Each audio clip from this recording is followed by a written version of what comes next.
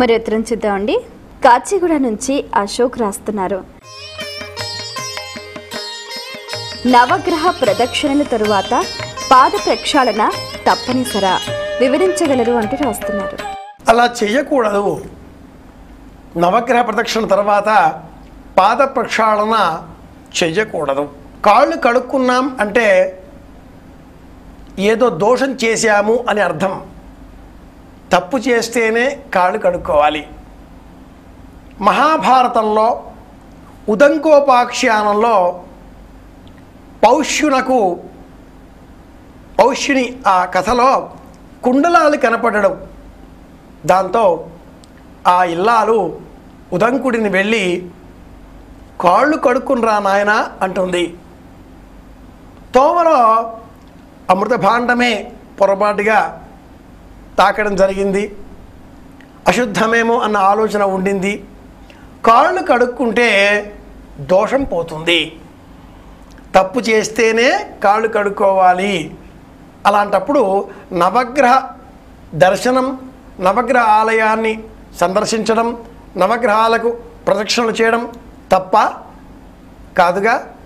కనుక ఎవరు చెప్పారో తెలియదు, కానీ మనం చేసిన దోషాలన్నీ కూడా తొలగించుకునే నిమిత్తమై ఆ నవగ్రహాలు ఏవో పాపాలు స్వీకరించేటటువంటి ఆకర్షణ అయస్కాంత విగ్రహాలుగా భావనలు చేస్తూ అక్కడికి వెళ్ళి ప్రదక్షిణలు చేసి పాపాలన్నీ తొలగిపోయాయి అనుకుంటూ కాళ్ళు కడుక్కొని మళ్ళీ ఆలయంలో శివుడు, ఆంజనేయ స్వామియో, వెంకటేశ్వరుడో ప్రధాన దైవమో దర్శనం చేసుకోవడం అన్నది ఒక తప్పు ఆచారంగా ప్రచారంలోకి వచ్చేస్తున్నది. ఇది దోషం. ఆలయాలు మన పాపాలు స్వీకరించేటటువంటి క్షేత్రాలు కావు.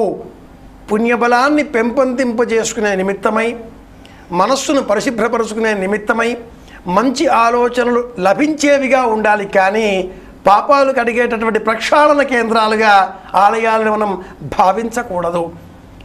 వైద్యాలయం, ఔషధశాల ఆలయమని అంటాం కదా. గ్రంథాలయం, పుస్తకాలు ఉంటాయి, ఆలయం అంటున్నాం కదా.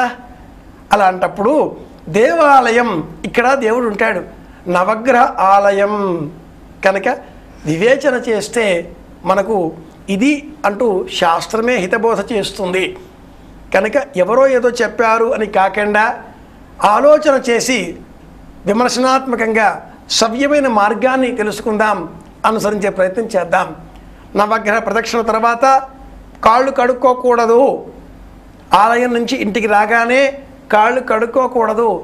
తప్పుడు పనులు చేస్తేనే కాళ్ళు కడుక్కోవాలి. ఇంట్లో పూజ చేయాలి, ఉపవాసం ఉందాం అనుకున్నాం, పొరపాటుగా ఏదో తిన్నాం, అయ్యయ్యో అనుకున్నాం, అదిగో అలాంటి సందర్భంలో వెళ్ళి కాళ్ళు కడుక్కొని ఆచమనం చేస్తే ఆ తిన్న దోషం పోతుంది. విష్ణు అనుకుంటే ఆ ఉపవాసం ఉందాం అన్న సంకల్పానికి విఘాతం కలిగించే విధంగా పదార్థం తిన్నాం అన్న దోషం పోతుంది. అంతేగాని అలా మాటికి కాళ్ళు కడుక్కోకూడదు అంటుంది.